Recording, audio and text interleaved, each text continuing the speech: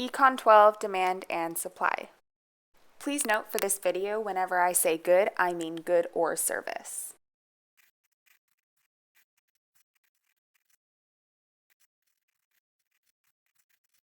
We'll start with demand. The demand for a good is when consumers are able, willing, and wanting to buy that good. Quantity demanded is the exact number of people that want a good based on a specific price, whereas the demand line shows the degree of how many people demand a good at given prices. The demand line decreases in price as it increases in quantity demanded because the lower a price of a good equals a higher demand for that good. The line shifts outwards when demand from people increases with no price change, and the line moves inward when the demand decreases with no price change. Now on to supply. In order to supply a product, the producer must have the resources, the technology, a plan for production, and can profit from the good. The quantity supplied is the amount of a product that the producers choose to supply at a specific price, whereas the supply line illustrates the limitations that producers can supply at given prices. The supply line, opposite to the demand line, rises as quantity and price increases. This is because the more expensive the good, the more the producer will want to supply it. So what happens when demand and supply meet? This is the equilibrium point. The equilibrium point is when supply equals demand at a given price. It is when the quantity supplied is the same as the quantity demanded, ensuring that producers will not create a shortage when the quantity supplied is less than the demand for the good, or a surplus when the quantity demanded is lower than the quantity supplied. So substitute goods are when two goods can replace or substitute one another. These are goods that serve the same purpose. An example is almond milk and normal milk. Both serve the same purpose. You can use either milk to bake, drink, and etc. Those in demand of milk can substitute one for the other. Therefore, when one good, let's say normal milk, increases its price, therefore decreasing the demand because less people can afford it, they will instead buy the cheaper option of almond milk. Complementary goods, on the other hand, are when two goods are often bought together. They complement each other, meaning they enhance each other's qualities. Forks and knives are a good example of complements. People normally buy both together because you can generally not have one without the other. Therefore, if forks decreases its prices, more people can buy it, increasing forks' demands. The demand for knives then will also increase because who just buys a fork? Also, please assume, if I have not stated, that the shifters I state are the only influences in change.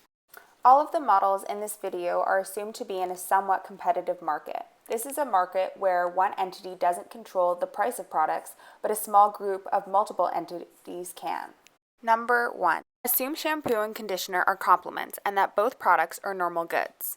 What will happen to the demand or the quantity demanded for shampoo if conditioner's supply line shifts rightward, therefore decreasing conditioner's price?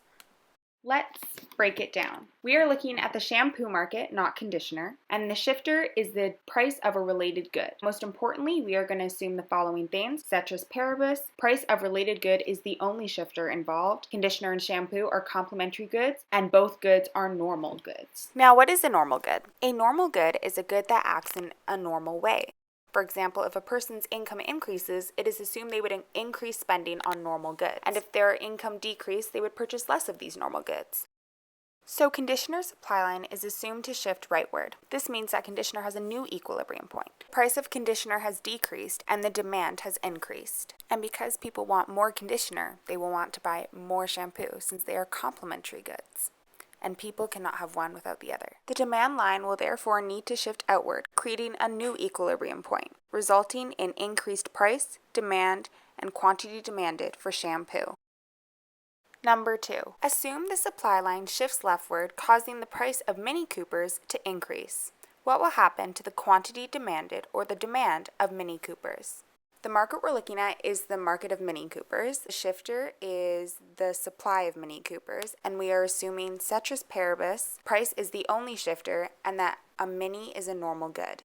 When we shift the supply line leftwards, The quantity demanded moves up the demand line to the new equilibrium point, resulting in an increased price of Mini Coopers and a decrease in quantity demanded.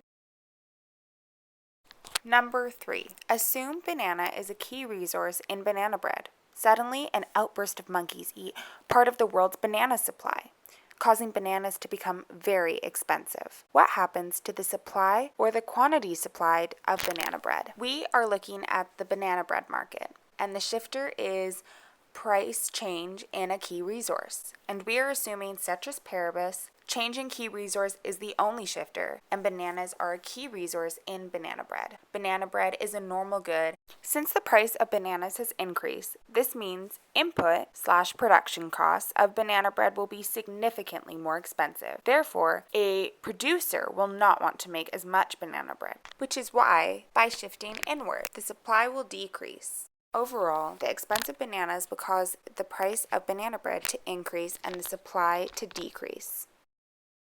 Number 4. Assume the demand line shifts rightward/outward, causing the price of a box of pencils to increase. What will happen to the quantity supplied or the supply of the pencils? We are looking at the pencil market, and we know the shifter is a change in demand. And we will assume ceteris paribus, the demand line shifting outward will cause an increased price, and that the change in supply is the only shifter, and that the box of pencils is a normal good. When the demand line shifts outwards, this creates a new equilibrium point, shifting to increase price and shifting up, increasing quantity supplied for a box of pencils. Number 5. Assume that bear spray and pepper spray are substitute goods. Recently, pepper spray has become very popular after an article compared it to be more useful and safer than bear spray. Also acknowledge that the government has put high taxation on bear spray production as the government does not want to support the use of bear spray. So the market we're looking at is the bear spray market. There are two shifters, preference and government interference, and we're assuming ceteris paribus, government taxation/interference is a greater shifter resulting in more change than preference. Bear spray and pepper spray are substitutes.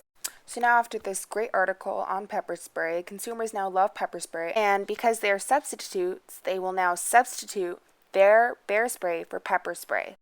And now that there is a decreased demand for bear spray, the demand line will shift inwards. And because production has now become more expensive due to the government's taxation, producers want to decrease supply. And don't forget, this shift is more significant than the demand shift. These shifts have resulted in bear spray's price to increase and demand supply, quantity supplied and demanded to decrease. Number 6. Nespresso pods are to be assumed as an inferior good. Assume that the income of people who buy Nespresso pods will increase. Also assume that the technology to make an Nespresso pod will greatly advance. What will happen to the supply, the demand, and the quantity supplied and demanded of Nespresso pods? We are analyzing the Nespresso pod market, and the shifter is both consumer income and technological advancement. And we're assuming ceteris paribus, income and tech advancement are the only shifters, and these shifters result in change the same amount, and Nespresso pods are an inferior good. An inferior good acts opposite to a normal good. To expand, if a person's income increases, they will purchase less inferior goods, whereas if a person's income decreases, they will purchase more inferior goods. They are goods that are often inexpensive to buy and produce. So since Nespresso pods are an inferior good, when people in demand of Nespresso pods' income increases, this will shift the demand line leftward, decreasing demand for the reasons previously explained. Contrastingly, because of the technological advancements making the pods easier to produce, the supply line will shift rightward, increasing supply. Again, assuming that both the demand and the supply lines shift the same amount, decreasing the same amount, this has resulted in only price decrease. Quantity supplied and demanded remain the same. Now on to elasticity. How you calculate elasticity is through a formula. The positive percent difference of quantity demanded or supplied divided by the positive percent change in price. Remember, all numbers are positive as we are only working with absolute values. Now, what is elasticity? So let's start with elasticity of demand. So elasticity of demand measures how greatly changes in price affects demand for a good. When a good is perfectly inelastic, this means that no matter how high the price, the demand will remain the same because this good is a necessity and nothing can substitute it. Something is perfectly inelastic when the formula equals to 0. Although there is no good that is currently perfectly inelastic, something that is close is gasoline. The demand of gasoline for the most part will remain the same despite price changes because many people cannot immediately change their driving habits, and therefore, because there are no substitutes for gasoline, people will continue to buy it, meaning the demand for gasoline is very inelastic. You can tell something is inelastic when it equals to less than 1.0. Now, because the quantity demanded only mildly changes with increases or decreases in price of an inelastic good, the graph looks like so. Now, when a good is very elastic, this means it is easily replaceable and that price heavily influences the demand. An example of an elastic good is cars. There are many substitutes for cars because there are so many types in all price ranges. Therefore, the price has a large influence on if someone will buy that specific car. Something is elastic if it equals to 1 or more than 1. The graph looks like so because price heavily influences the demand. If the equation equals infinity, then the good is perfectly elastic. This means that there is only a demand for a good when it is one price. It only has one price that actually has a demand. If the price were to change, there would be no demand. This is likely because the good has many, many substitutes. Nordstrom's marked down the dresses from $80 to $65 for the sale. In the summer months, 100 dresses were sold each month. However, in September, when there was the sale, Nordstrom sold 150 dresses. Is the demand for Nordstrom's dresses elastic or inelastic? So as before, we're going to write down the following things. So we're looking at the market of summer dresses, and the shifter is a sale. And we're assuming, ceteris paribus, the price of dresses decreases by $55 and that there are no other influences changing demand.